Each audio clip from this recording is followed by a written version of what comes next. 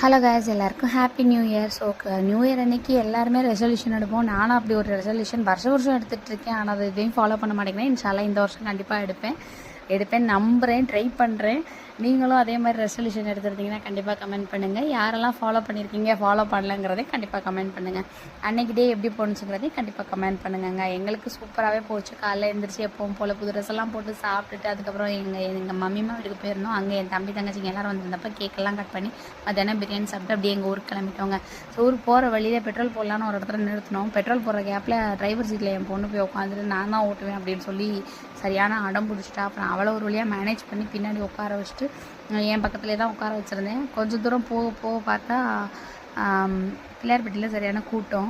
அங்கே new year அன்னைக்கு ஏதோ ஸ்பெஷலாக ஏதோ சாமி தரிசனம்லாம் பண்ணுறாங்களாம். ஸோ அந்த டயத்தில் சரியான கூட்டமாக இருக்கும். பொம்மை கடையெல்லாம் போட்டிருந்தாங்க. அதை பார்த்துட்டு என் பொண்ணு மறுபடியும் அடம் பிடிக்க ஆரம்பிச்சிட்டா. அவளை மேனேஜ் பண்ணி ஒரு வழியாக வீட்டுக்கு கூப்பிட்டு போயிட்டேங்க.